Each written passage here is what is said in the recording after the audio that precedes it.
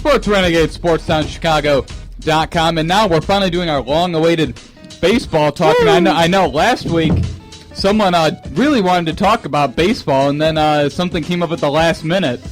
That's me. I was writing down notes all last week, and then, like I said, up until probably noon Thursdays, I think, when I texted you, I found out that I wasn't going to be able to come to the show.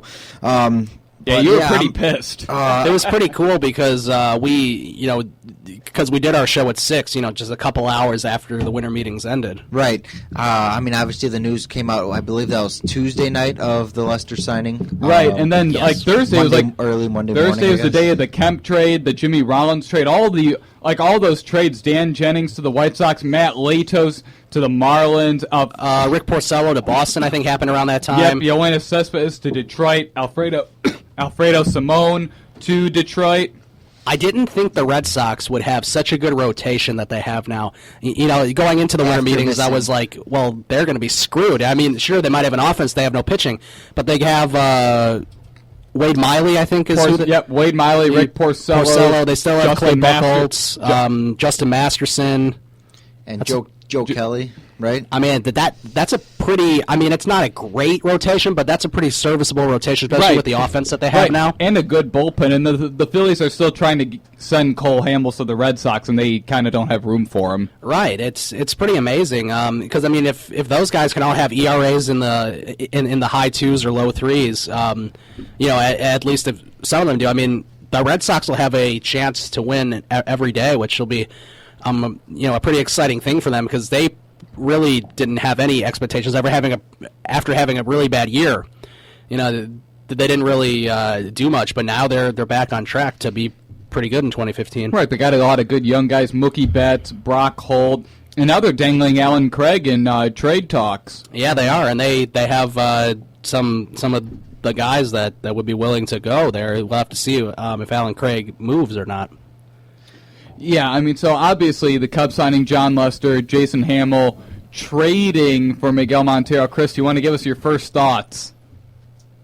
I think heading into the winter meetings, I think they had an agenda, and I think pretty much I don't think they completed everything on their agenda, but then again, the offseason has a long way to go. They wanted to improve at the catcher position. They did that. They wanted to add a preliminary starter. They did that in adding Lester.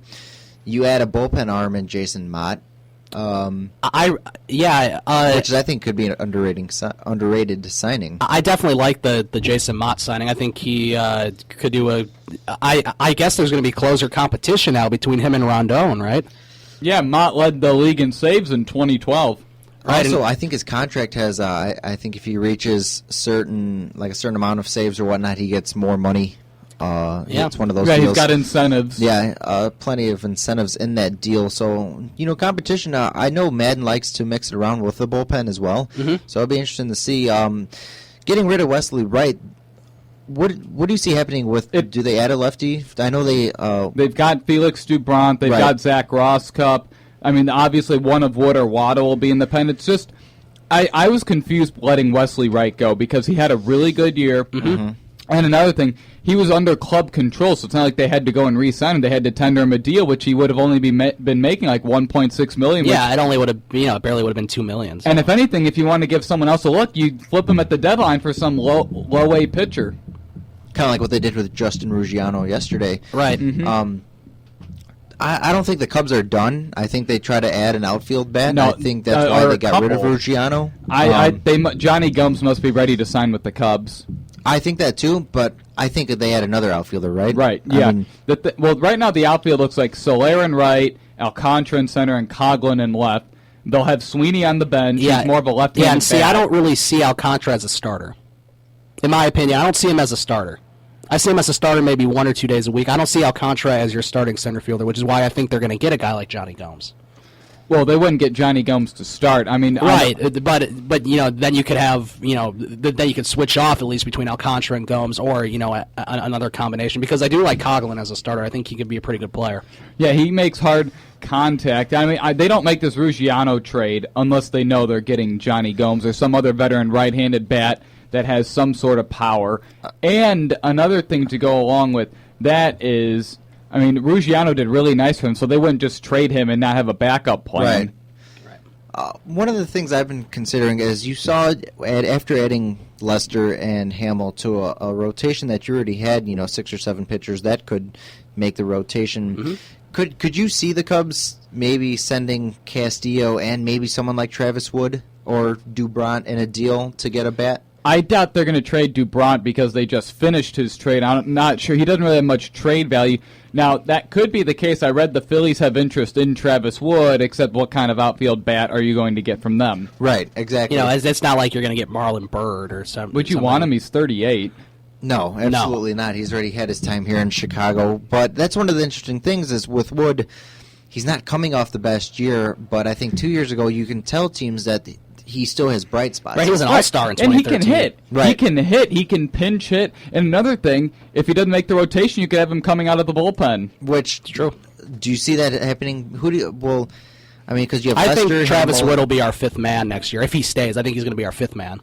I read Hendricks makes the rotation, Yeah, right? probably. He doesn't have Yes. to prove anything. Now, let's go back to the bullpen real quick. I read something that made a great point regarding Justin Grimm.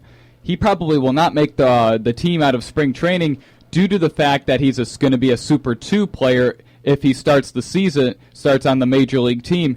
Now, they could send him to the minors and pretend to stretch him out as a starter, just to use that as an excuse. Yeah, I do like Justin Grimm. Yeah, I do too. Except there's no reason to qualify him as a Super 2 if you don't have to, and then you call him back up after the day that would make him ineligible for that. For the listeners who don't understand that, explain that. The Super 2. The Super 2 means you get a fourth. Instead of having 3 years of arbitration eligibility, you have 4 years, which could cost the franchise a couple more million than they would want to spend. So obviously you pretend to stretch him out as a starter, you call him back up, throw him in the bullpen. Act like it never happened. Mm-hmm. Yeah. Yeah, because I do like Justin Grimm, and I did like Wesley Wright, too. I do like Neil Ramirez. He's really good. A couple days ago, Wesley Wright signed with the Baltimore Orioles for 1 year. He did. I didn't know that. So I'm the glad ship has sailed on him. Yeah, I mean, it's going to be interesting. Speaking of the Orioles, they're not going to be nearly as good unless they can really get a couple things here, Lost like Marquez, a Justin Upton Cruz. or something. Lost Cruz. I think the Mariners are definitely up and coming. Oh, the Mariners are going to be really good, especially if they can add another bat. Could you imagine if Justin Upton was also in that outfield? I mean, you have Cano, Cruz, Upton, Seager. Logan Morrison's a pretty good bat. I mean, that could be a pretty good team. Plus, they got a pretty good staff to go along with it.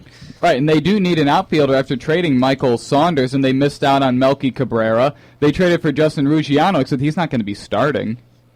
The GM said that he's in the competition for it. I don't see him being the everyday starter, but they might try to run a platoon. Where did they trade Saunders again? To the Blue Jays for Jay Happ. That's right. That's right. That's another team that's going to be a force to be reckoned with, especially in the AL East, which is not nearly as strong as it has been in previous years. It's either going to be... Especially with Baltimore going down. Baltimore's down, the Red Sox are back up, the Yankees are down, and Tampa Bay's way down, obviously. So, it's going to be a 2-team race probably between Baltimore and Boston to see who wins that division. Just along with the Blue early Jays. on. Yeah, it's going to be interesting. Yeah, I mean, the Orioles, they haven't even replaced their 2 outfielders. And now going back to the Cubs and their outfield situation, one guy that really is a forgotten man right now is Junior Lake. I was just about to bring him up. That's right, Junior Lake.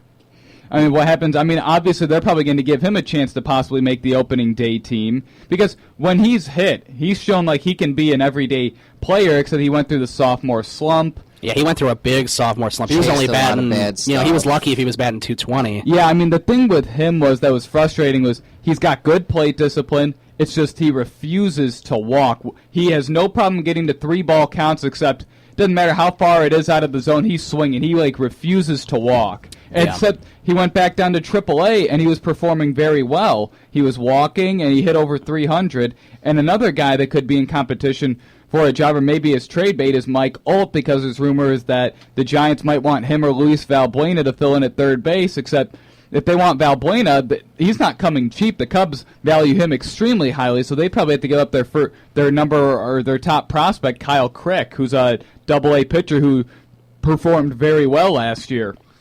Yeah, that would be interesting if they were interested in Luis Valbuena. They are. Because if if they are willing to get rid of that that guy in the minors, the guy that you said who's in the Giants organization, that would be interesting because the Cubs could certainly use a guy like him. So yeah, right. And they're not just going to trade Valbuena for the sake of just flipping him to get minor league pitchers. They value him a lot. He's a small left-handed hitter that plays good defense at second and third.